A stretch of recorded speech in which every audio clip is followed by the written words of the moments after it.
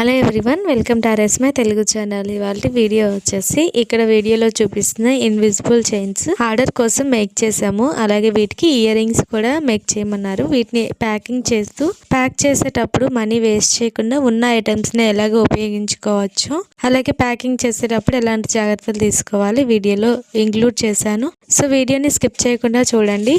అలాగే ఛానల్ని సబ్స్క్రైబ్ చేసుకోకపోతే సబ్స్క్రైబ్ చేసుకోండి, పక్కనే ఉన్న బెల్ బటన్ యాక్టివేట్ చేసుకోండి. ఇలా చేయడం వల్ల ఎప్పుడు వీడియోస్ అప్లోడ్ చేసినా కానీ మీకు నోటిఫికేషన్ వస్తాయి. ఫస్ట్ వచ్చేసి వీడియోలో చూపిస్తున్న విధంగా ఇన్విజిబుల్ చైన్ని ఫోల్డ్ చేసుకోవాలి. అండ్ ఇలా ఫోల్డ్ చేసేటప్పుడు కానీ లేదా మేక్ చేసేటప్పుడు కానీ ఈ గేర్ వైర్ చాలా జాగ్రత్తగా ఉండాలి. కొంచెం నొక్కులు పడినా కానీ ఆ నొక్కులు తీయడానికి చాలా కష్టం అవుతుంది, మళ్ళీ నీట్గా ఉండదు గేర్ వైర్. సో కాబట్టి కొంచెం ఒత్తిడి తగలకుండా ఈ గేర్ వైర్ని జాగ్రత్తగా చూసుకోవాలి. ఇక్కడ చూస్తున్న ఈ కార్డ్బోర్డ్ వచ్చేసి బట్టలకి లేదా శారీస్కి బాక్సెస్ వస్తాయి కదా. సో ఆ బాక్సెస్ని మనం ఎంత సైజ్ అయితే కావాలో అంత సైజ్ ఇలాగా నీట్గా కట్ చేసుకొని ఇలా ఎడ్జ్ చేసిన దగ్గరగా ఇలాగా కట్ చేసుకోవాలి. వీడియోలో కనిపిస్తుంది కదా, ఇలా కట్ చేసుకోవాలి. మన నార్మల్గా రెడీమేడ్ జ్యువెలరీ కొన్నప్పుడు కూడా ఇలాంటి షీట్స్కి ఇలానే కట్ చేసి ఉంటాయి కదా. సో అలా కట్ చేసుకున్న తర్వాత దీనికి సరిపడా జిగ్ బ్లాక్ బ్యాగ్ కానీ లేదు అంటే మీకు మీ దగ్గర ర్యాపర్ ఉంటే కనుక ర్యాపర్ యూస్ చేసైనా నీట్గా ర్యాప్ చేసుకోవాలి. కానీ ర్యాపర్ కంటే కూడా ఇలా జిప్ బ్లాక్ బ్యాగ్ అయితే ఈజీగా ఉంటుంది. ఇక్కడ మనకు వచ్చేసి 2 ఇన్విజిబుల్ చైన్స్ ఆర్డర్ వచ్చాయి. సో రెండింటిని ఇలాగే ప్యాక్ చేస్తున్నాను. సో ఒక ఇన్విజిబుల్ చైన్స్కి వచ్చేసి 5 లోటస్ పెండెంట్స్ అనమాట, హ్యాండ్మేడ్ పెండెంట్సే.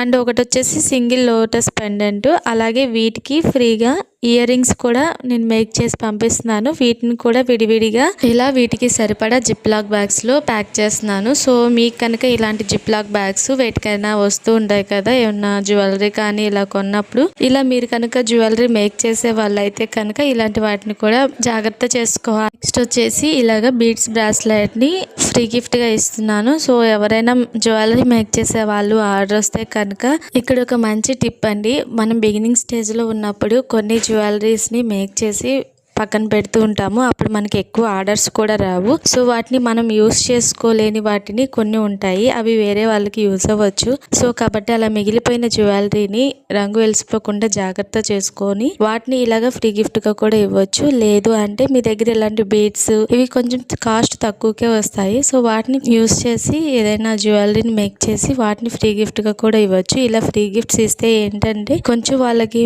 మన పేజ్ మీద మంచి ఇంప్రెషన్ అనేది ఉంటుంది.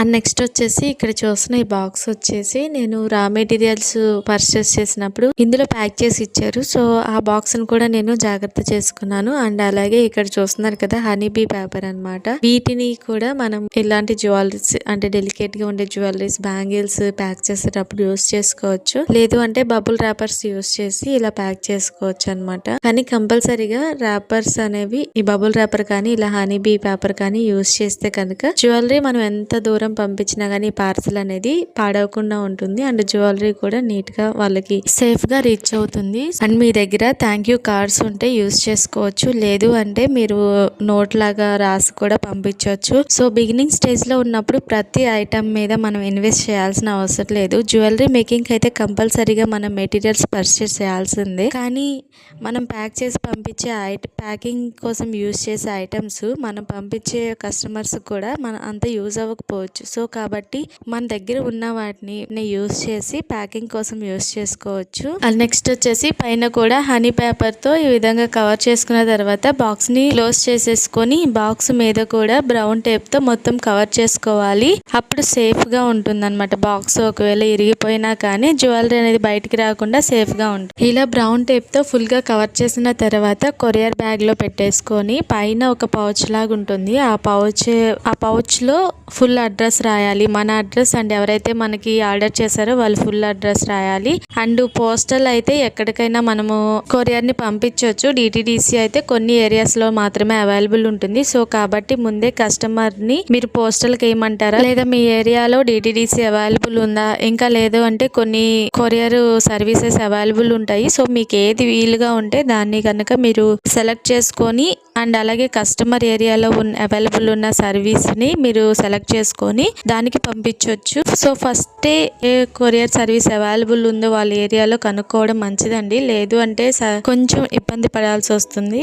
ఈ పౌచ్ మీద రెడ్ కలర్ లో ఒక లెటర్స్ లా కనిపిస్తున్నాయి కదా, సో అదైతే మనకి ఆ స్టిక్కర్ వచ్చేస్తుంది. సో అక్కడ మనము ఫుల్ అడ్రస్ రాసి ఆ పేపర్ ని ప్రింట్ అయినా చేసుకోవచ్చు, లేదు అంటే పెన్ తో రాసి అయినా అందులో ఉంచేసి ఆ పౌచ్ ని క్లోజ్ చేసేసేయాలి. ఆ టేప్ తీసేస్తే పౌచ్ అనేది క్లోజ్ అయిపోతుంది. అండ్ ఇక్కడ కూడా మీరు ఇలాగా క్లోజ్ చేసేసుకోవాలన్నమాట. పైన స్టిక్కర్ ఉంటుంది, సో దాన్ని ఫుల్ గా క్లోజ్ చేసేసేయాలి. సో అప్పుడు అడ్రస్ ఎటు పోదు అండ్ లోపలి బాక్స్ కూడా సెక్యూర్డ్ గా ఉంటుంది, బయటికి రాకుండా. అండ్ అలాగే పోస్టల్ అయితే కనుక గ్రామ్స్ ని బట్టి షిప్పింగ్ ఛార్జెస్ ఉంటాయి. డిటిడిసి కానీ ఇంకా వేరే కొరియర్ సర్వీసెస్ ఏవైనా కానీ 100+ ఉంటాయి షిప్పింగ్, అంటే మనం పంపించే ఏరియాని బట్టి. సో ఆన్లైన్ బిజినెస్ చేయాలనుకునే వారికి ఖచ్చితంగా ఈ వీడియో ఉపయోగపడుతుందని అనుకుంటున్నాను. ఈ వీడియో మీకు నచ్చినట్లయితే లైక్ చేయండి, షేర్ చేయండి, ఇంకా మీకున్న డౌట్స్ ని కామెంట్ చేయండి. అండ్ ఇలాంటి మరెన్నో ఇన్ఫర్మేటివ్ వీడియోస్ కోసం ఛానల్ ని సబ్స్క్రైబ్ చేసుకోండి. Thanks for watching this video. Thank you.